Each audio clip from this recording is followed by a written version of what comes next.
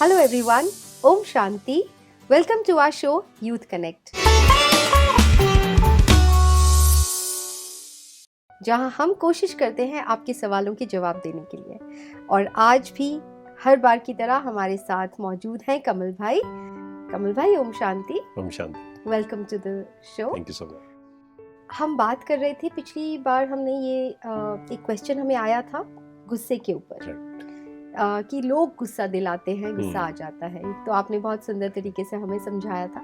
एक और प्रश्न आज आया है और वो ये पूछ रहे हैं कि ठीक है, हम गुस्सा ना करें, चलो that is in our control, लेकिन अगर कोई और कर रहा है, ठीक है, तो फिर क्या करें? तो उसमें हम क्या करें? अगर सामने वाला है ही गुस्से वाला, वो बार बार गुस्सा करता रहता है, उससे टैकल कैसे करें? देखिए, दो प्रकार से लोग टैकल करते हैं जनरली। या तो सामने वाला गुस्सा कर रहा है, हम भी गुस्सा कर देते हैं, या तो राइट। एक तो ये तरीका है, ये नेचुरल हो जाता है रिएक्शन, राइट। नहीं, वैसे हो नहीं जाता है ठीक है, क्योंकि ये भी चॉइस होती है। बट फिर भी मतलब हम गुस्सा करते हैं जब हमें समझ में नहीं आती है कि दिस इज अ चॉइस जी। तब हमें लगता है कि नहीं, गुस्सा कर रहा है तो हम भी गुस्सा करेंगे ही, गुस्सा आ रहा है ना। लेकिन सेकंड दूसरे प्रकार के लोग होते हैं जो गुस्सा नहीं करते हैं, लेकिन वो अंदर से डिस्टर्ब होते हैं। अच्छा। मतलब हर्ट हो गए, दुखी हो गए। हाँ। हो सकता है कि सामने वाला शायद वो फाइनेंशियली डिपेंडेंट है उस पर, या इमोशनली डिपेंडेंट है, इसलिए वो गुस्सा नहीं करते, बट वो गुस्से को सप्रेस कर लेते हैं। जैसे आपने बताया था पहले कि ऐसे बहुत सारे हम सप्रेस भी कर लेते हैं। राइट जी। और इसमें कई लोगों को क्या लगता है फिर कि देखो, सामने वाला गुस्सा कर रहा है, कितना खराब व्यक्ति है वो, और मैं जो सप्रेस कर रहा हूँ मैं बहुत अच्छा हूँ, और मैं बहुत सहन कर रहा हूँ। हाँ, मैं बहुत सहन कर रहा हूँ। बट ऐसा नहीं है। मैं हमेशा एक बात बोलता हूँ कि कोई गुस्सा कर रहा है या कोई दुखी हो रहा है, दोनों ही खराब है।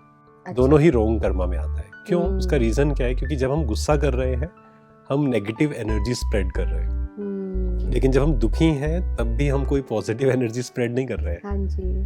और फिर वो जो सप्रेशन है, वो क्या होता है, फिर जो अंदर हमने गुस्सा नहीं किया, अंदर दबा कर रखा, फिर वो कंप्लेंट्स में जाएगा। कोई भी व्यक्ति आएगा, उससे हम बात करेंगे, मेरे साथ ऐसा हुआ, है ना, कंप्लेंट्स में चले जाएंगे हम। हाँ जी। तो अब इसको कैसे हम सोल्व करें? हाँ। क्योंकि दुखी होना या कंप्लेंट्स में चले जाना, ये भी तो गलत है ना, ये भी नेगेटिव एनर्जी जा रही है। इसका सॉल्यूशन ये है कि जब हम पहले ये समझे, क्योंकि मन पूछ रहा है कि उसने गुस्सा क्यों किया, सामने वाला जो गुस्सा कर रहा है उसने क्यों किया गुस्सा, वो जब हम समझ जाते हैं कि जो हमने पहले समझा था पिछले एपिसोड में कि वो दुखी है। हाँ। क्योंकि कौन गुस्सा करता है? जो दुखी है, जो कमजोर है, जो परेशान है, या उनका संस्कार है। हाँ, संस्कार भी कैसे बना? क्योंकि बचपन से शायद उन्होंने बहुत हर्ट देखा, बचपन से बहुत सारी नेगेटिविटी उनके अंदर रही, जिस कारण वो गुस्से के रूप में सिर्फ बाहर आ रहा है। अच्छा। जो आइसबर्ग हमने समझा कि डीप में वो इरिटेशन, वो डिस्टर्बेंस, वो रेजिस्टेंस होती है, गुस्से के रूप में तो सिर्फ बाहर आती है। तो अगर हम ये समझ जाए, हमारा मन ये बात समझ जाए, तो उस व्यक्ति के प्रति हमें गुस्सा ना आकर रहम आना शुरू हो, कंपैशन कि बेचारा कितना दुखी है, तभी वो गुस्सा कर रहा है। अच्छा, तो फिर ये अंडरस्टैंडिंग आनी चाहिए कि सामने वाला क्यों कर रहा है। राइट। तो हर बार सिर्फ ब्लेम ना करें कि ये कर ही जा रहा है, तो ये तो है ही ऐसे। आई थिंक ये बार बार किसी को बोलकर भी हम उनका गुस्सा इंक्रीज होता है। कैसे होता है? क्योंकि लो ऑफ वाइब्रेशंस। हाँ। कि मान लीजिए मैं अगर किसी के बारे में नेगेटिव सोच रहा हूँ कि ये बहुत गुस्सा करते हैं, ये बहुत गुस्सा करते हैं, तो वो वाइब्रेशंस मैं वहाँ भेज रहा हूँ जी। और फिर हमारा जो वाइब्रेशंस एक्सचेंज कैसे हुए? नेगेटिव हुए। तो उसकी तरफ से भी उसे भी समझ में आएगा कि यहाँ से मुझे नेगेटिव एनर्जी आ रही है, मतलब एक्सेप्टेंस नहीं है कहीं ना कहीं। तो उसका हमारे प्रति जो बिहेवियर है वो पॉजिटिव ना होकर और नेगेटिव होगा फिर। अच्छा, तो हम भी उन्हें अच्छी वाइब्रेशंस भेजें, और वो अगर कर रहे हैं तो उसे समझें कि क्यों कर रहे हैं। बिल्कुल। और अच्छे वाइब्रेशंस का मतलब क्या है? कि हम अच्छे वाइब्रेशंस भेजें। हाँ, लेकिन अच्छे थॉट्स भी कैसे हम क्रिएट करते हैं? जब एक्सेप्टेंस होती है। हाँ। है ना, मतलब हम जब स्वीकार कर लेते हैं कि वो जो आत्मा है, वो जो एक्टर है, हमें नहीं पता है बचपन से उसने क्या क्या देखा है। मैं अगर रिसेंट एग्जांपल बताऊं, अभी एक बहन आई तो उनकी पूरी टीम थी, पहले उनकी टीम के बाकी मेंबर्स आए, तो उन्होंने कहा कि ये ना ये बहुत गुस्सा करते हैं, हम इनके साथ डील नहीं कर पा रहे हैं। तो वो बहन फिर बाद में आए जिनके प्रति उन्होंने नेगेटिव बोला, तो उन बहन का जब मैंने पूरी स्टोरी सुनी कि बचपन से उन्होंने क्या क्या देखा, मतलब उन्होंने कहा कि मेरे साथ ऐसा हुआ जो मैं किसी के साथ शेयर नहीं कर सकती। Correct, right. तो कई बार हमें पता नहीं होता है कि what is the reason, what is the exact reason.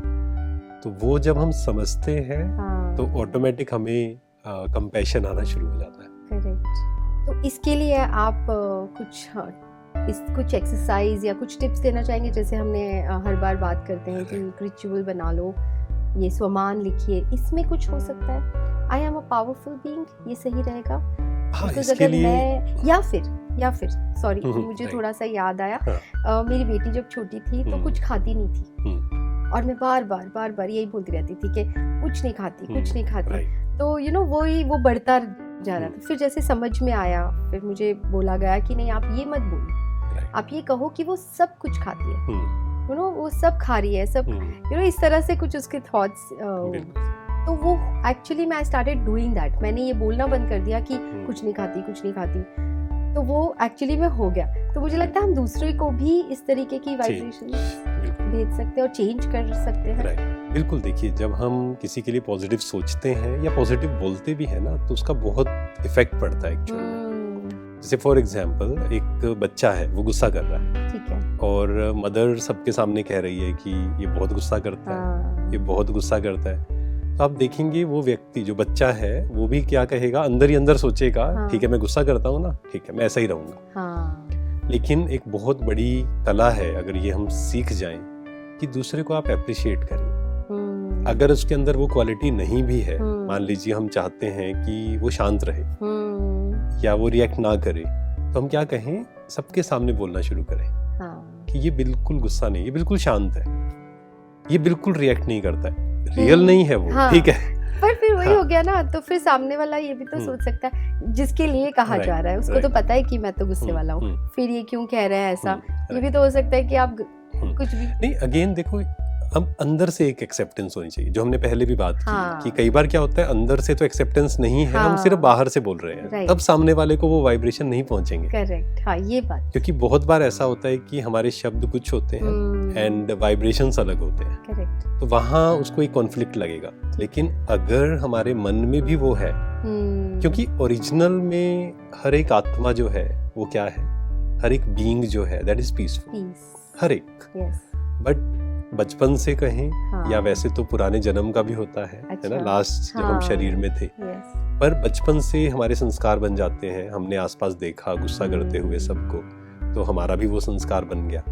पर ओरिजिनल में वो प्योर आत्मा है, ओरिजिनली वो पीसफुल आत्मा है। तो जब हम सामने वाले को उसकी ओरिजिनल नेचर से देखते हैं, तो उससे भी याद आता है कि यस आई एम पीसफुल। तो अगेन सिर्फ शब्दों की बात नहीं है, क्योंकि अंदर से करना है, क्योंकि ये शब्दों से भी बोलने की जरूरत नहीं है। जो हमने बात की कि सबके सामने हम बोल रहे हैं, वो भी ठीक है, लेकिन वो भी टू मच में नहीं जाना है उसको भी।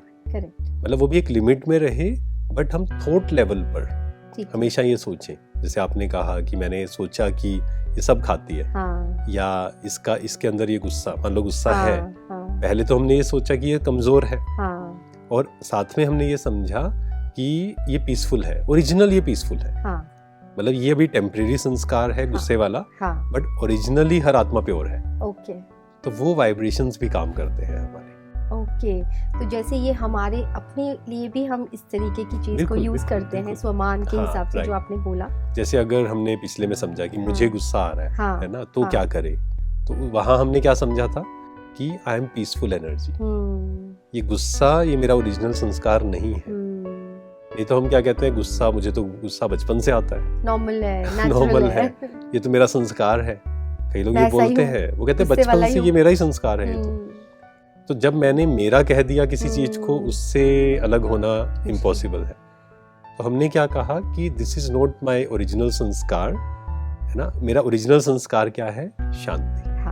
ठीक ऐसे ही सामने वाले का ओरिजिनल संस्कार क्या है, शांति है। तो वो वाइब्रेशंस धीरे धीरे, समय लगेगा पर वो वर्क जरूर करेगा। अपना ही नजरिया उसके प्रति बदल दें। यस, देखने और ये भी कब बदल सकते हैं, जब हम डिस्टर्ब नहीं होंगे। करेक्ट। पहला स्टेप जो था हाँ जी। कि वो जो गुस्सा कर रहा है वो क्यों कर रहा है, क्योंकि वो दुखी है, परेशान है, इमोशनली बीमार है। जब हम ये समझ जाएंगे तब हमें उन पर रहम आएगा। बिल्कुल, और ये अंडरस्टैंडिंग भी तब आएगी जब पहले तो हम खुद को अंडरस्टैंड कर लेंगे। राइट। जैसे आपने कहा कि हम खुद को जब पहचान लें कि this is not my original nature, मैं भी गुस्से वाला तो नहीं हूँ, मैं पीसफुल हूँ। बिल्कुल। ऐसे ही तभी पहले खुद को इस तरह से पहचानना जरूरी, दैट्स द फर्स्ट। और खुद को ऑब्जर्व करना बहुत जरूरी है कि जब आपको गुस्सा आ रहा है तो आप ऑब्जर्व करिए ना, मुझे गुस्सा क्यों आ रहा है। तब हम समझ पाएंगे कि सामने वाले को भी गुस्सा क्यों आता है। तो बहुत सुंदर, थैंक यू सो मच कमल भाई। Thank you so much. I think आपको अपने सवाल का जवाब जरूर मिल गया होगा। ऐसे ही आपके और भी सवाल हो तो स्क्रीन पे दिए गए व्हाट्सएप नंबर पे आप हमें लिख सकते हैं या तो फिर ईमेल भी कर सकते हैं। Till then, let's connect through our show youth connect. Thank you. ओम शांति।